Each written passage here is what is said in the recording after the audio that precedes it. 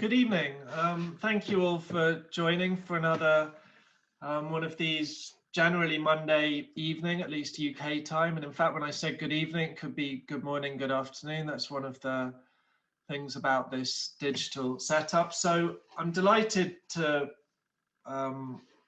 be hosting another event that I think follows on rather nicely from the event last week, which featured Stephen Nadler talking about Spinoza. So tonight we've got John Cottingham, and I'm just going to make sure, ask him to start his video to bring him up. One of Britain's most esteemed philosophers, who Lauren is going to give a proper introduction to in a minute. So the topic for tonight is In Search of the Soul, based on John's book, which I know Lauren has to hand, and it came out earlier this year through Princeton University Press, and I'm delighted that Lauren Slater's agreed to be John's interlocutor for the evening. Lauren is a PhD student at Birkbeck, specializing in Descartes' theories of perception, and she's a member of the editorial board for The Philosopher, which is the journal that organizes these events. She also submitted a really lovely article to the latest issue, complete with illustrations of Descartes and Princess someone, I can't remember who it was, but anyway, it's great to have Lauren here tonight. So I'll hand over in a second. The format will be that Lauren and John will be in conversation for around half an hour before opening up for questions. If you can send questions specifically to the Q&A bit at the bottom of your screen rather than the chat, that would be very helpful. And in terms of the chat, I will post, if Lauren and John chat about anything and I can find the link for it, I'll post it to the chat for you all to have a look at. And I think that's everything. So I hope you really enjoy the event, and I'll now hand it over to Lauren and John to get things started. Thank you so much, Anthony. It's such a pleasure to be able to do this event and speak to John. Such a pleasure. So this evening we have John Cottingham, Professor Emeritus of Philosophy at the University of Reading, Professor of Philosophy of Religion at the University of Roehampton in London, and Honorary Fellow of St John's College in Oxford. So John's work has focused mostly on early modern philosophy, in particular the philosophy of René Descartes, the philosophy of religion and moral philosophy. John is co-translator of the standard 3-volume Cambridge edition of the philosophical writings of Descartes, and he has published over 30 books together with over 130 articles. His books include Descartes, The Rationalists, Philosophy and the Good Life, On the Meaning of Life, The Spiritual Dimension, Cartesian Reflections, Why Believe, and Philosophy of Religion Towards a More Humane Approach, and of course the book that we will be discussing together this evening, In Search of the Soul. So John, thank you so much. Thanks so much for agreeing to chat about this wonderful book that I've had the pleasure of reading. So I'd like to invite you first of all to just say a little bit about how you came to write the book, or why you wanted to write this book. Thank you very much, Lauren, and thank you for doing the interview. It's a great pleasure to be here. Yes, as you mentioned in your very kind words, my interests have been to a large extent connected with the early modern period, and Descartes in particular, and then more recently moral philosophy, and more recently still philosophy of religion. And in a way, the topic of the soul kind of brings these various interests together. As far as Descartes is concerned, I think he's a very interesting figure because he's become synonymous with, in our modern culture, with a rather weird view of the soul as a spooky, immaterial substance, mysteriously lodged in the machine of the body. And actually, although I think Descartes has a lot of interesting things and very insightful things to say about the human condition, I don't accept his view of the soul.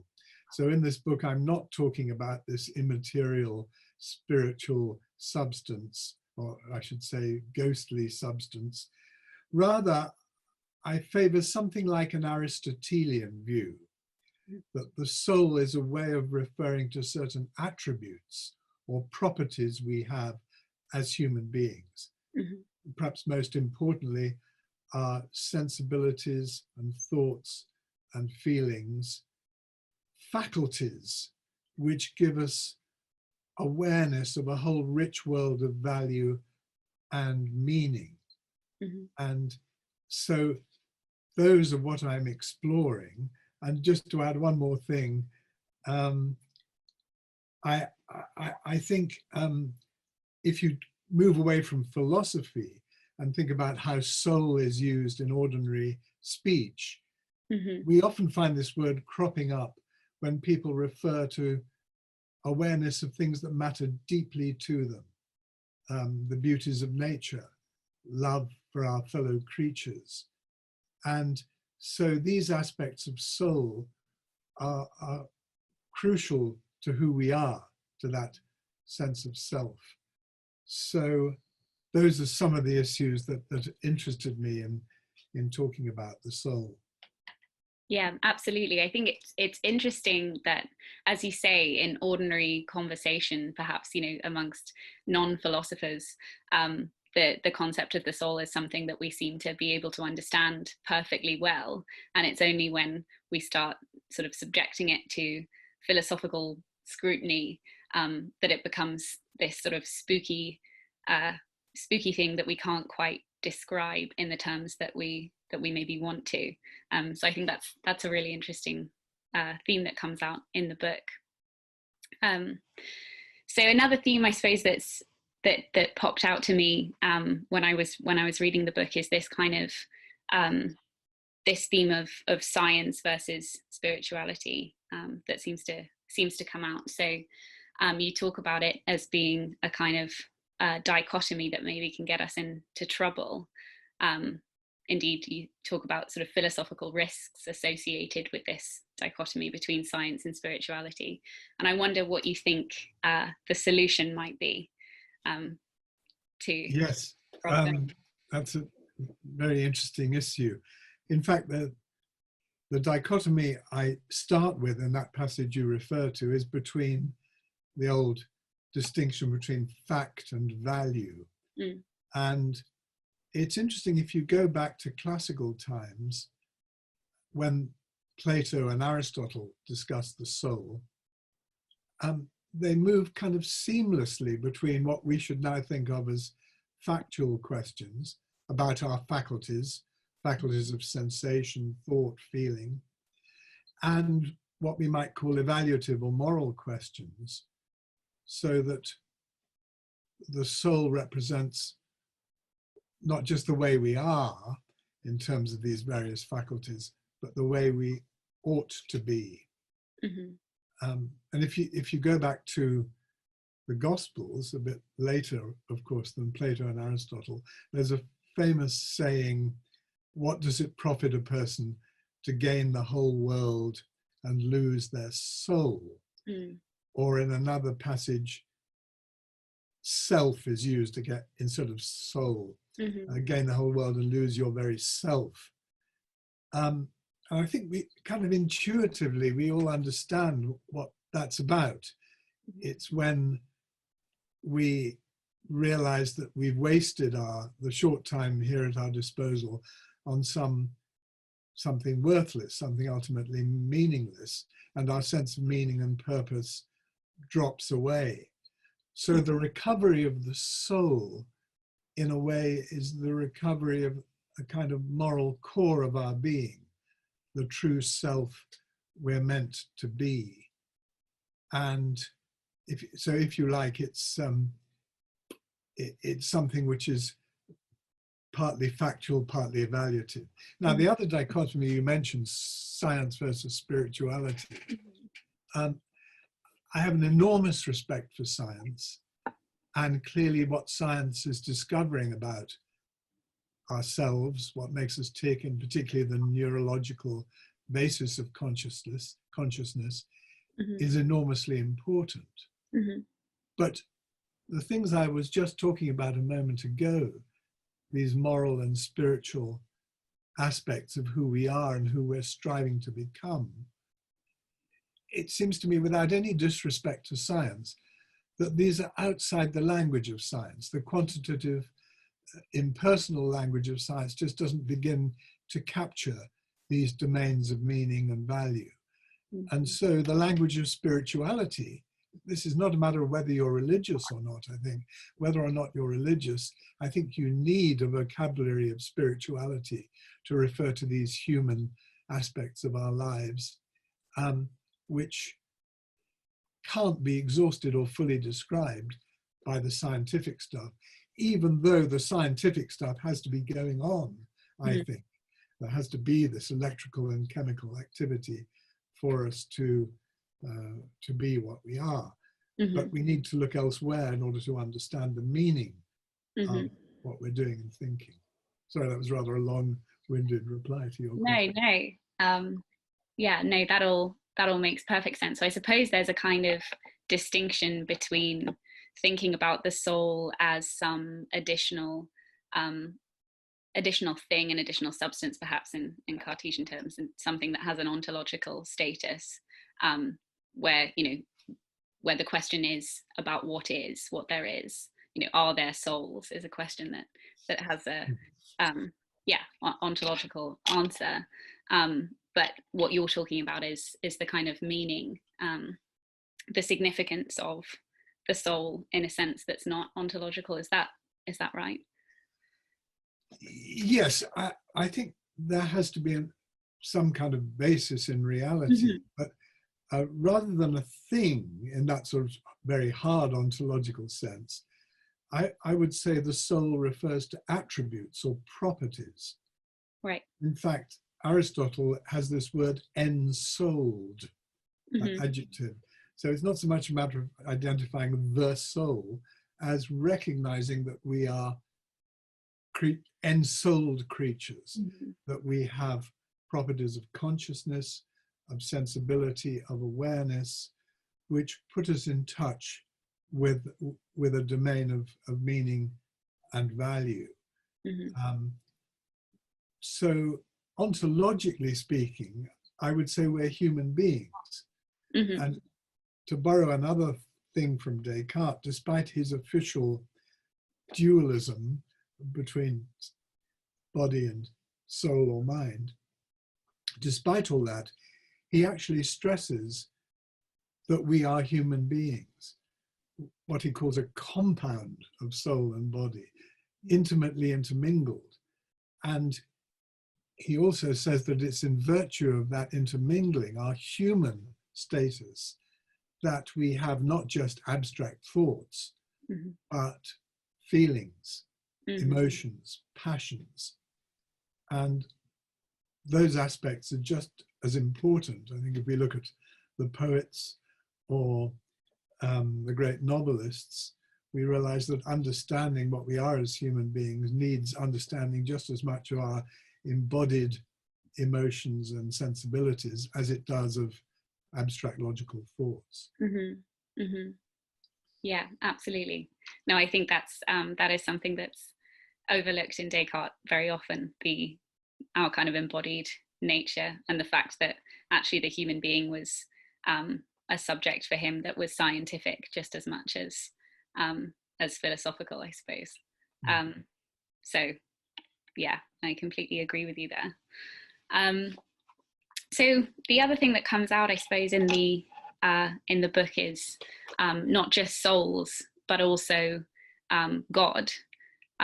So you acknowledge that a kind of a theism helps to explain this sort of fundamental and irreducible aspect of reality that is our consciousness, and that that's hard to explain on a kind of secular picture, perhaps, or harder to explain on a secular picture. So I was wondering if you could talk a little bit about God and how you understand theism in order for it to kind of explain something about our consciousness and our morality, these two fundamental sort of aspects. Yes. as you know, there's an enormous amount of debate going on now about the problems of consciousness, the so-called hard problem of consciousness, and how we locate consciousness in relation to the physical world.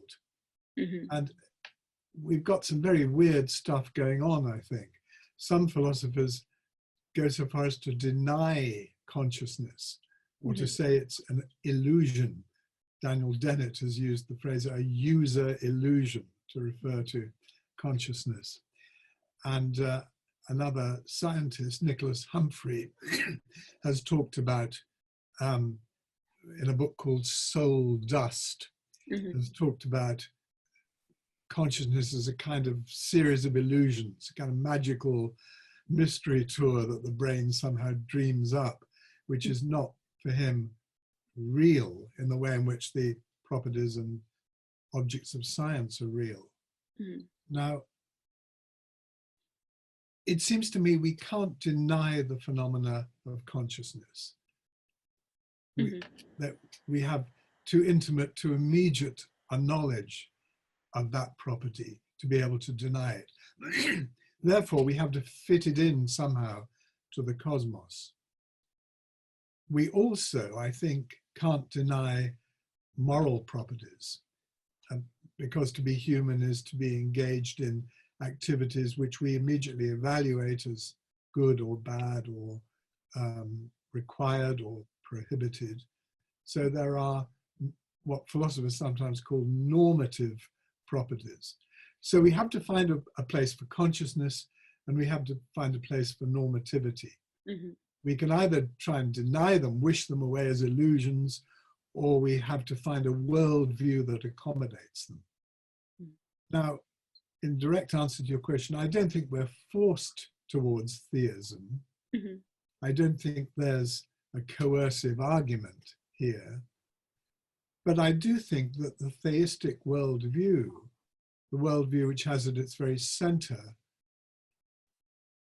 a mind, a consciousness, which is thought to be good, that this worldview, as it were, puts things like normativity and consciousness right there in the middle of the picture. The alternative, I think, is either a deflationary account, to say these things somehow don't really exist or they're illusions, or one could go for a view which has become quite popular recently, called panpsychism, which is put forward in a very interesting book by Philip Goff, former colleague at Reading. And he regards consciousness as a sort of fundamental property of matter, an intrinsic property, albeit a mysterious one which can't be investigated by science. Now, without discussing that, I think if you go that far and say consciousness is a fundamental property of the cosmos, you're not that far away from theism. Because the theist says pretty much the same, though he attributes it to the divine being rather than to the material universe. So I hope that's given some indication of why I don't think the religious answer, the theistic answer, is altogether outlandish or out of the question in the way so many contemporary analytic philosophers assert. Yeah, and that's interesting. I think the panpsychist idea that consciousness is this sort of irreducible aspect that can kind of inhere in all of the material universe. Like you say, it's not a million miles away from a kind of theistic answer. I suppose, do you have an opinion on how we need describe God, or what must God be like? I suppose. I mean, if we were to describe God in those terms, are we just panpsychists, or do we need something additional in our description of God? Does panpsychism capture perhaps the kind of moral aspect as well as God?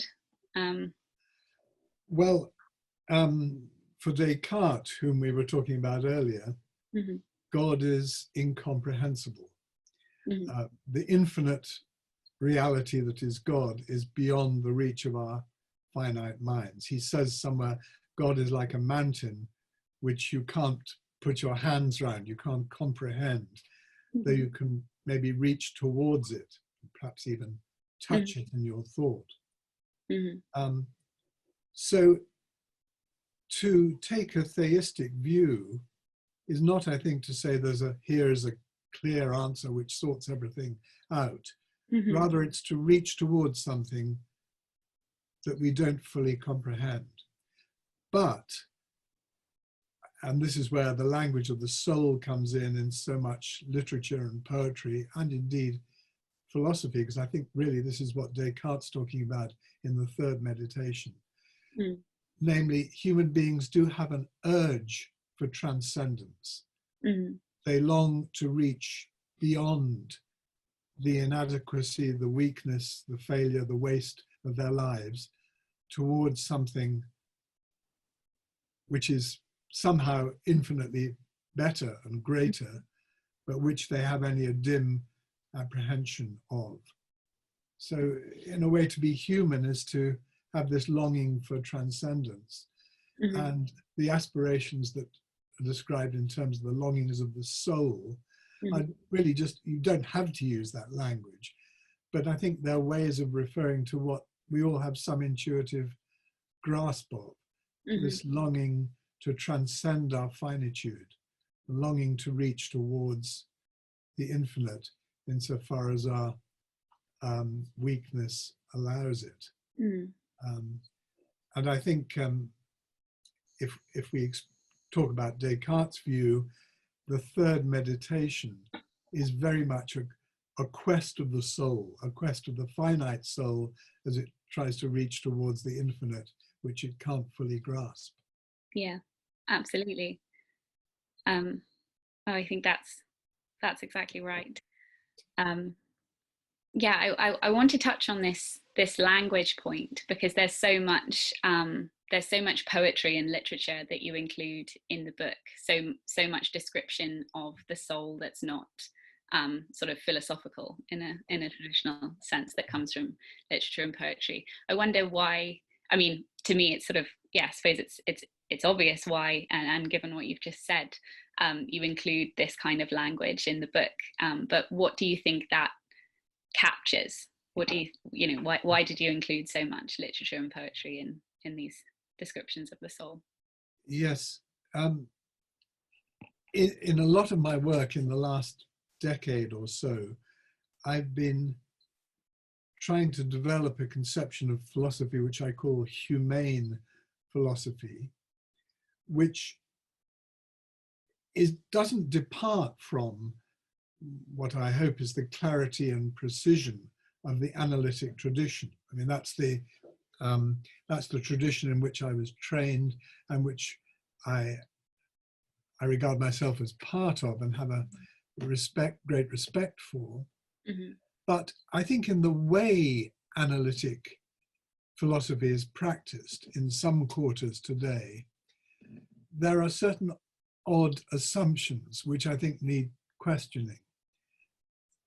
The principal assumption is that the truth is, if you like, flat, and that we reach the answers by keeping our language absolutely austere, paring it down to very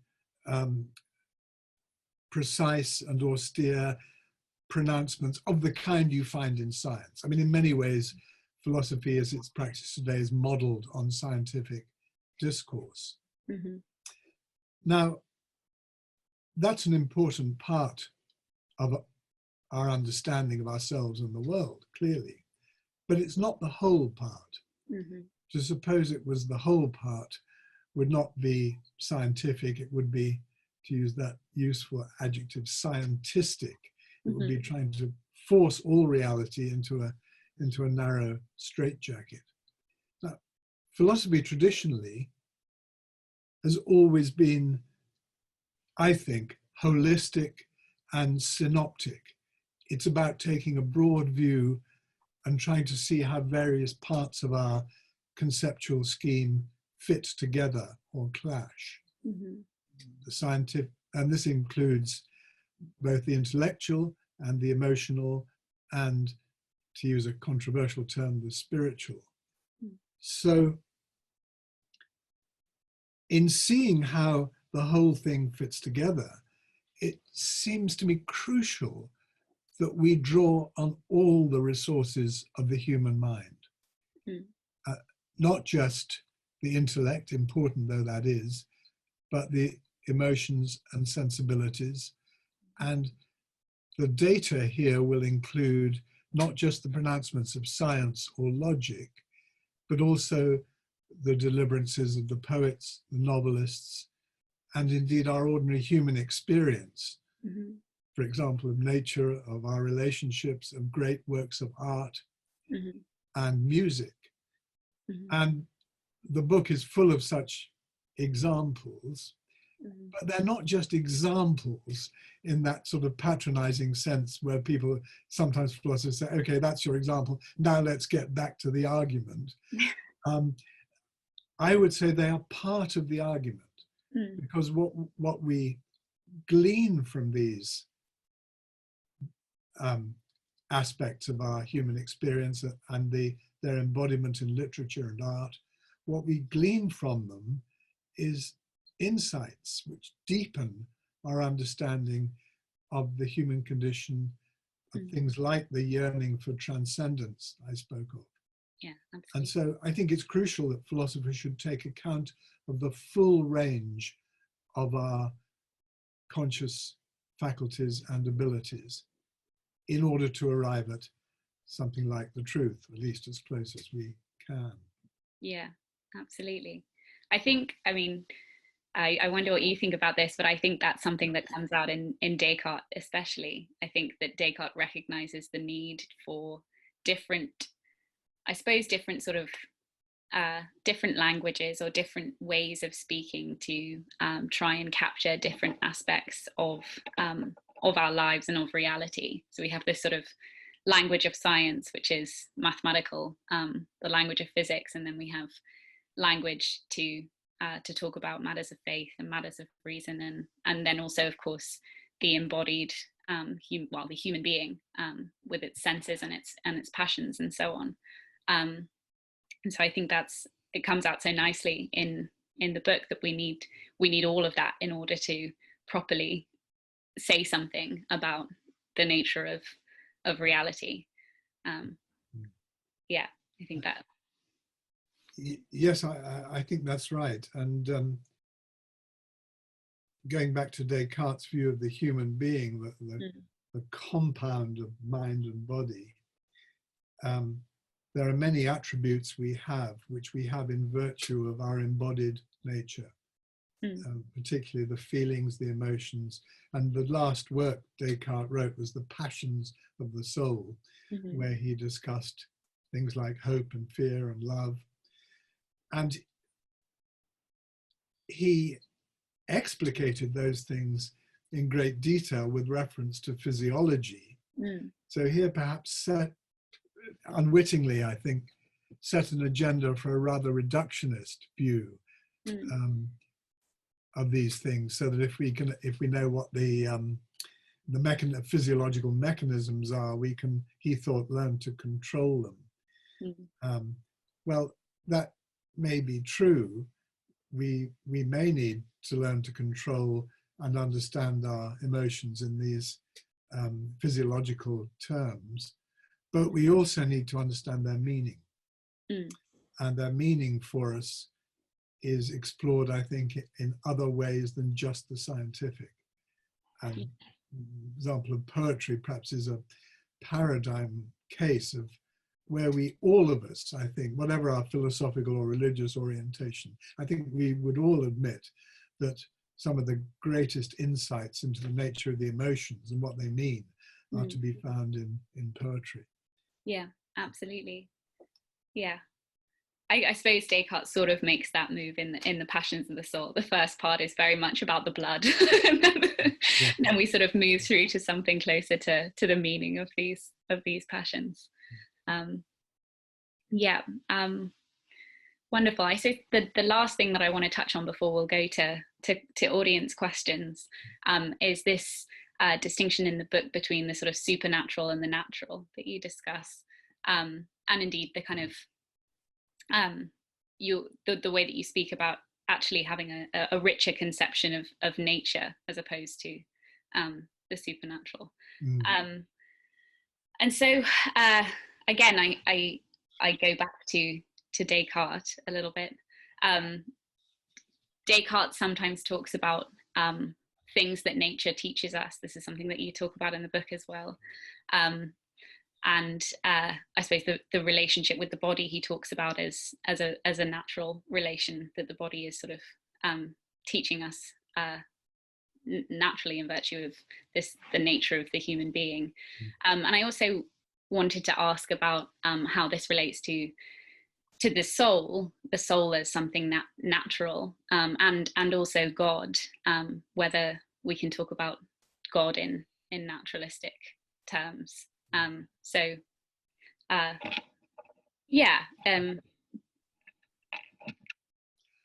That you've raised some really complicated and interesting issues there. I'm not myself very keen on this term supernatural. And I think often people are put off religious insights by great spiritual writers by thinking of religion as concerned with a sort of somewhere else, another mysterious domain, somewhere outside. Descartes defines nature as the totality of things instituted by God. So nature is the natural world, kind of in a certain sense held in being by the divine. Now, if we go to poets like Gerard Manley Hopkins, who talks of the world being charged with the grandeur of God, he's thinking of the divine not in terms of some abstract, separate supernatural properties, but in terms of that which infuses and enriches the natural world and our awareness of it. So the search for the divine, if you like, is the search for deeper layers of meaning and value, which are part of our experience as human beings. We are, of course, embodied creatures. We are, if you like, mired in immanence, in the immanent world, in the empirical world, the world of the senses. But we also, in virtue of these attributes of the soul, or like attributes of consciousness, of feeling, of poetic and musical and spiritual sensibility, we also have these desires to reach beyond ourselves. But the way we express these desires, it seems to me, is in the world. It's in great creative art, in great experiences of involvement in deep human relationships, in, for example, in musical activities. All these things which seem in some ways to lift us above the ordinary mundane aspects of our existence to something we recognize as having more transcendent value. So for me, religious sensibilities are of a piece with that. They're not about some, or they're certainly not solely about some distant other place, but rather about more abundant living in the world, but living which takes account of these richer kinds of sensibility, which traditionally have been grouped under the label soul. Yeah, absolutely. I think that's that we enhance our picture of if we include more in the natural world, then we talk of supernatural seems to seems, yeah, it seems less well captured, I think. Right. Yeah. Shall we move to some questions from the audience? Okay, we have one from Michael. Michael asks, does thinking about ourselves in terms of soul help us to understand our relation to non-human animals? Yeah, this is a difficult one. It's not one I discuss in the book. I think Descartes had a rather bad press about this, not entirely undeservedly, because he associated the rational soul with our conceptual powers, our powers of speech and abilities to think in that, if you like, fairly neurological sense. And he pointed out that non-human animals don't have this power, and maybe therefore he thinks they don't have any consciousness at all. That, I think, it is a mistake, because although we don't share language and conceptual thought with animals, we do, I think it's entirely reasonable to suppose they have emotions and feelings. So in that respect, I think I'd probably want to go away from Descartes towards something more Aristotelian. Aristotle made a distinction between the rational soul, which he thought of as unique to humans, and the sensitive soul, which he thought was shared by animals. And I guess I would want to take a fairly common sense view that animals obviously have passions and sensations, just as we do. If you like, they have a passional soul, they have an emotional soul, they have a sensitive soul. And actually, Descartes, whatever his official views were, does talk about animal passions. He's well aware that animals are described as hungry, thirsty, as frightened, and so on. So he, in spite of himself, uses the language I think we'd all want to use about animals. Nonetheless, I think these transcendent impulses that I was talking about in our earlier discussion are ones which are unique to human beings. Because we've got a better understanding now than Descartes had of our place in the evolutionary scale of things, we know we are utterly part of the animal world. That shouldn't make us cut ourselves too much down to size. We should acknowledge what is special about our human faculties and aspirations, including the ones that are not shared by animals.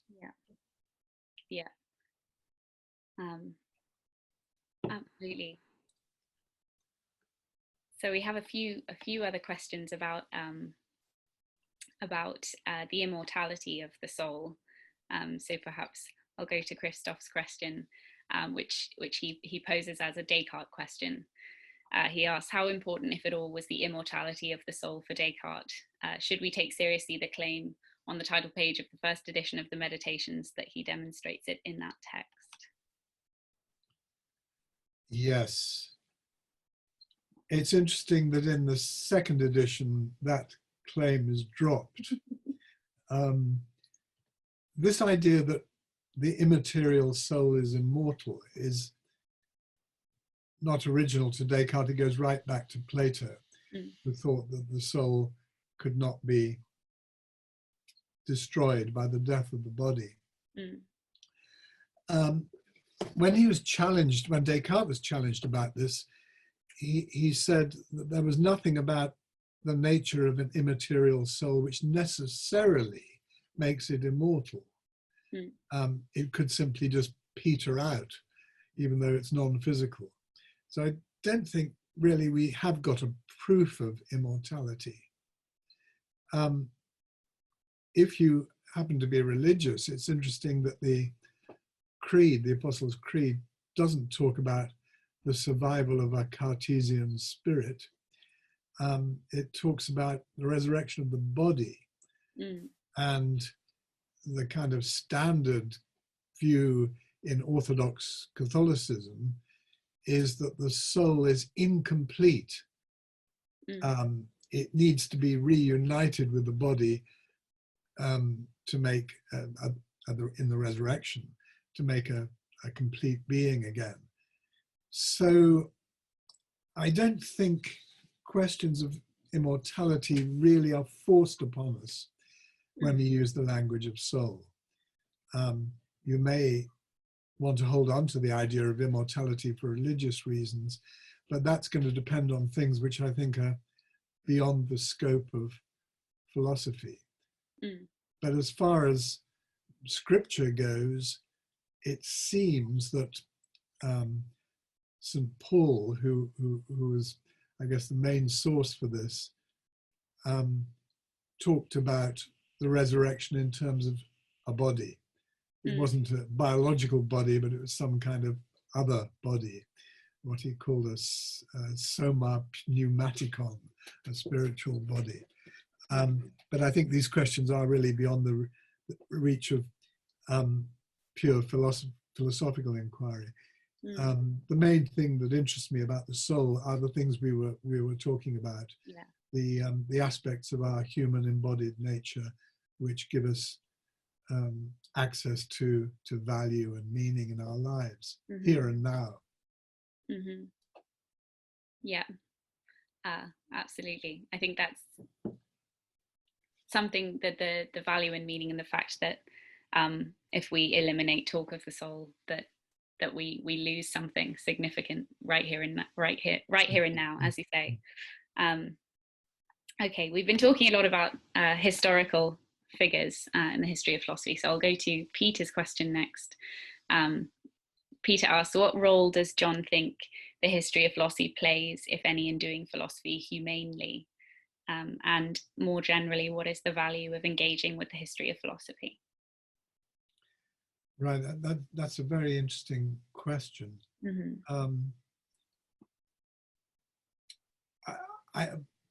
Partly, I think the tendency for philosophers to ape science, try and model themselves on science, has led to this idea of research. You know, we have these constant research assessment exercises and frameworks, and research is a scientifically driven notion, I think, which tends to favor the idea of sort of cutting edge. It's no accident that papers always referred to with a date these days. So 2019, you want to be the latest paper on this particular subject, which of course is exactly what scientists do. They want to be right there at the cutting edge. There's nothing wrong with that sort of philosophy, but if you think of philosophy as tackling the grand questions, the great traditional questions about the meaning of life, the place of humanity in the cosmos, these are questions which have been wrestled with by the giants, the great minds of the ancients, notably Plato, Aristotle, Aquinas, Descartes, Spinoza, Leibniz, Locke, Hume, Berkeley, and of course other important philosophers in the 19th century.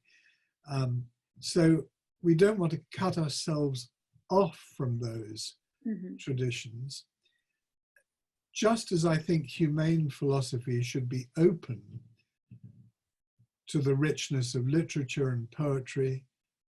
So I think humane philosophy should be open to our culture generally, and that will include our historical culture, the roots of our thinking in the case of the Western tradition, in classical Greek and Roman philosophy, and my own particular interest, the early modern period, out of which so much of the ways in which we think and discuss philosophical problems come. Those are sources which I think immeasurably enrich our thinking. Though I think we should always be in dialogue with them. Philosophy is not the history of ideas. you don't become a good philosopher just by mugging up what X said or what Y said, but rather by bringing your present day ideas into confrontation with the ideas of the past.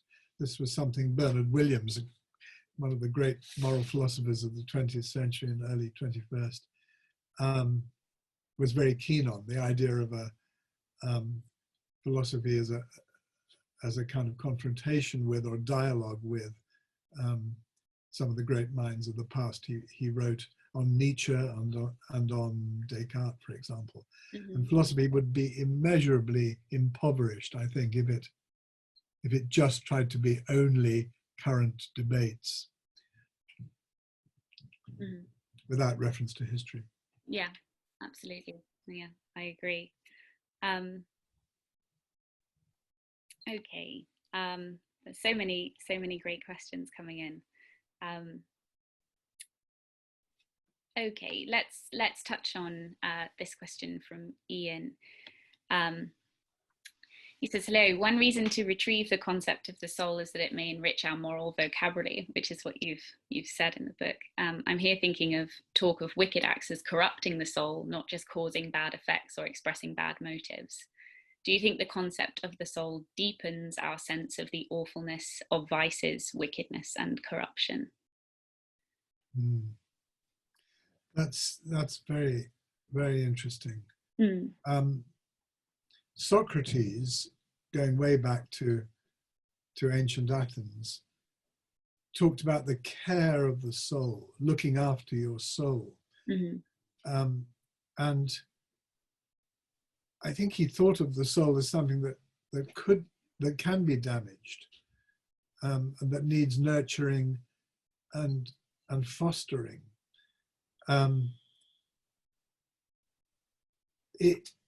It's very clear that human beings are a flawed species. In religious terms, there's this doctrine of original sin, which irritates some people. But however you interpret that, there is a truth there that human beings are limited. We are limited. Our intellects are often in error, and our will is often weak. So that although I think we do have this transcendent capacity to perceive the good, we are often diverted. We're diverted by a lesser good or by something specious that looks good because it provides gratification of certain kinds, but actually leads us astray in ways which are hard to recover if we damage our moral sensibilities. Descartes was actually very good on this, on the ways in which the passions, which basically alert us to things which are beneficial or harmful, that they can so easily lead us astray because something can seem a greater good than it is. What the soul does here, I think is difficult to explain, and I didn't really talk about this in much detail in the book, but I think it has to do with our ability to perceive the good, and spiritual practices, which you find in Christianity and in Buddhism and in many other religions, are ways really of training ourselves so that we can, well, I would say align ourselves with the good, that we can train ourselves not to be diverted by what is specious and ultimately worthless, but to progress in knowledge and love of the good. And I think that's also what the Christian Gospels are talking about when they say, what's the point of gaining the whole world and losing your soul? They're talking about losing that vision of the good, which makes our life meaningful. Yeah. I suppose the passions and emotions that are there's an interesting question there around that leads back to what you've just said about Descartes, that perhaps they can lead us astray sometimes, what is to recognizing the good, but I suppose they also are so present in the other thing we've been talking about, sort of literature and poetry and music, and how these things kind of impact on our emotions and passions, and indeed sort of stir them up. So we have a question here from Clarissa, and she's asking about whether or not she's talking about a concern about our emotional experiences leading someone away from the truth or being misleading. So I wonder if you could say anything about that. I suppose for Plato, he was quite critical of poetry in a very explicit way for exactly that reason. Aristotle maybe less so, but yeah. Yes. I think rather, as with my general views on the soul, I tend to favor the Aristotelian approach. Plato was very keen on curbing, at least in some of his writings, in many of his writings, on curbing the emotions.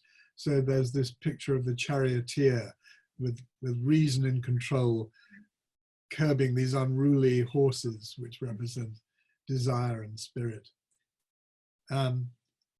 Now,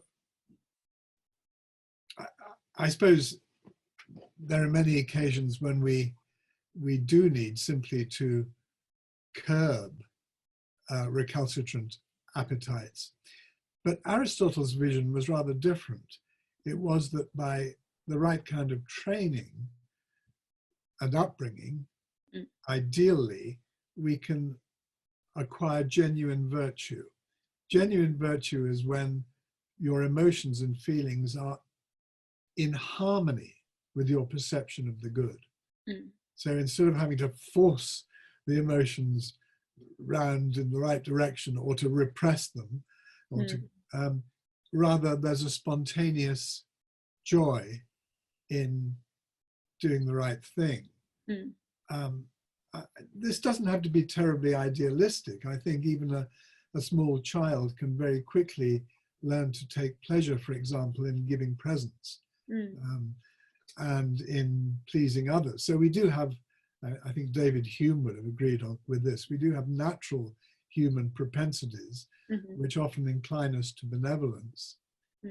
So the emotions don't have to be thought of as negative.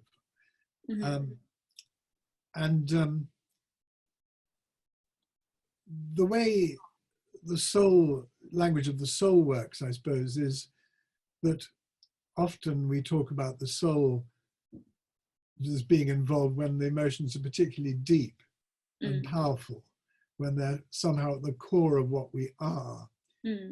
And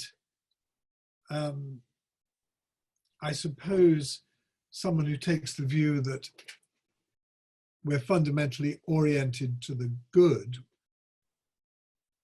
will say that turning away from the good can never ultimately lead to human fulfillment and happiness. There's a lot presupposed there, like an objectivist theory of the good and so forth. But anyway, I think in the good life, generally in the meaningful life, there ought to be a very clear place for the emotions, and the emotions which hopefully will be in harmony with the intellect's vision of the good. Yeah, I guess that's the dream. I mean, that I think is actually what Descartes' doing in The Passions of the Soul. He's suggesting a way of training the mechanisms of the passions so that they accord with the good. And he says at one point that even an animal, like a dog, which would naturally bolt at the sound of gunfire, can be trained to freeze when the gun is fired, a gun dog. So, and he goes on to say, well, if we can do that with animals, how much more can we human beings train our emotions in the right way? Yeah, I suppose it's about letting these passions sort of run their their natural course, but not without the discipline, I suppose, for Descartes. Yeah. Fantastic. Okay, I think we have time for one more question. Okay, so we have a question about dualism, perhaps place to end. So the question is from Jean, are you advocating property dualism as opposed to substance dualism? Does this distinction apply to the soul as you conceive it? So we've talked about a little bit about substance dualism and property dualism. I think perhaps you are falling more on the property dualism side. Is that fair to say? Yeah, this is terribly difficult, and I don't think it's been sorted out yet in our contemporary philosophical debate. But yes, I don't think of the soul as a separate substance. Mm-hmm. I think of it as a way of referring to attributes or properties, which are crucially important to our human development and our human fulfillment. There's, I think, as the questioner rightly suggests by using the word dualism, there's still a kind of tension there, because we still have to find what the relationship is between the thoughts and feelings and other attributes that are part of, if you like, the attributes of soul, which make us ensouled, and the physical attributes, like having certain electrical activity going on or having a nervous system configured in a certain way. Aristotle really suggested that the soul was the form of the body, and it's debated exactly what he meant by that. But roughly, I think it means that our bodies and nervous systems and brains are configured, organized in such a way as to enable the functions of thought, feeling, sensation, and so on. So there's an intimate relation between structure and function. But unpacking that in a satisfying way, which will sort of solve the problem of consciousness, is, I think, beyond our present resources in philosophy. So I think the right answer lies roughly in an Aristotelian direction. Right. Yeah, too much to solve with a minute left, I think. Well, I think we've just about come to the end of our time together. Thank you so much, John, for such a great discussion. Well, thank you very much, Lauren. I really enjoyed our talk, and thank you too for all those who've been watching and for those who've raised questions. Yeah. Really interesting questions. It's been great to be here. Yeah, so I'll sign off the evening by saying thanks very much to both of you. It was an extremely enjoyable discussion, and thank you for all the excellent questions that came through. Sorry to those that weren't asked, but you know, maybe next time. Next week, having had 2 consecutive weeks featuring early modern philosophers, Spinoza, Descartes, talk of sort of ontology and metaphysics, we're sort of veering in a very different direction. We've got 2 events, one at 7 o'clock on Monday, one on Tuesday, and they're both very contemporary, very political. I don't think you'll hear the words ontology, metaphysics, or soul in any of them, but I believe that they will still be worth attending. The one on Monday will be on the a kind of overview of British politics as it stands, a talk called Will We Miss Liberalism When It's Gone? And the one on Tuesday is based around the very contemporary theme of data privacy and its relationship to political and corporate power. So very much a different, less synoptic way of doing philosophy than we had this evening, and possibly not the worse for it, but certainly it's been extremely enjoyable tonight. And I think it's really good to check in with these concepts like the soul, which can sometimes feel so slippery when it comes to actually thinking about it philosophically. So I think Lauren and John did a fantastic job of helping us to reinvigorate our sense of its scope and what it might mean. So thanks very much to both of you. Thanks to everyone tuning in, and I think we'll sign off. So hopefully I'll see some of you in a week's time. And thanks, John. Thanks, Lauren. Good night. Thanks very much, Anthony. Good night.